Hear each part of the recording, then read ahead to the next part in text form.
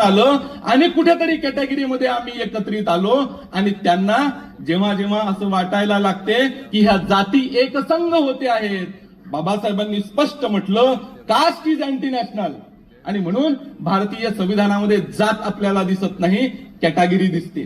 प्रश्न निर्माण होतो सामाजिक न्यायाचा, प्रश्न निर्माण होतो की शेवटच्या माणसापर्यंत न्याय पोहोचला पाहिजे. मान्य आहे, शेवटच्या माणसापर्यंत न्याय पोहोचला पाहिजे. खापऱ्या महाराची गोष्ट बाबासाहेब सांगतात. खापऱ्या कधीच IAS बनू शकत नाही, खापऱ्या कधीच कलेक्टर बनू शकत नाही, IPS बनू शकत नाही, तो लाचारच राहतो. दे दान सुटे गिरान म्हणणारा सुद्धा कधी IAS आणि IPS बनू शकत नाही, कारण तो लाचारच आहे, या संस्कृतीचा लाचार आहे. शेवटच्या माणसापर्यंत पोहोचवायचा आहे ना आपल्याला, न्याय पोहोचवायचा आहे ना शेवटच्या माणसापर्यंत. या इथे आपण मोठ्या प्रमाणात बौद्धांचं सांगतोय की बौद्धांची प्रगती अशी झाली, बौद्धांची लोकसंख्या अनुसूचित जातीमधली किती आहे याचा आपण अभ्यास केला पाहिजे. आणि मोठ्या प्रमाणात लोकसंख्या आहे.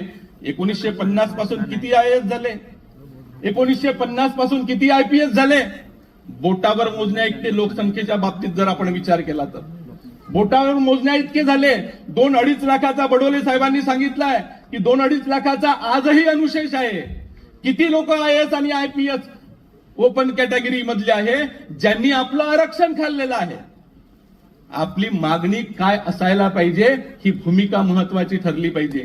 आपण आपली मागणीच व्यवस्थित केलेली नाही आहे.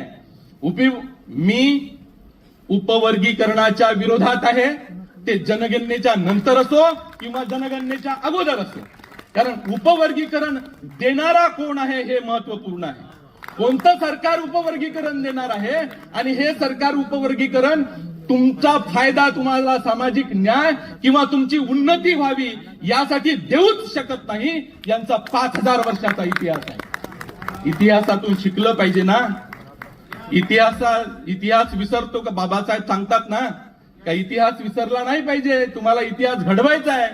आणि जर इतिहास घडवायचा असेल आणि इतिहास जर सांगतो की ब्राह्मणवादी विचारसरणी, बाबासाहेबांनी ब्राह्मणवादाची व्याख्या करताना स्वातंत्र्य, समता आणि बंधुत्व याचा अभाव म्हणजे ब्राह्मणवाद, हे लोक तुम्हाला स्वातंत्र्य देणार, हे लोक तुमच्यामध्ये समता निर्माण करणार आहेत, हे लोक तुम्हाला न्यायाची भूमिका देणार आहेत, हे लोक तुम्हाला बंधुत्व दाखवणार आहेत? दाखवूच शकत नाही.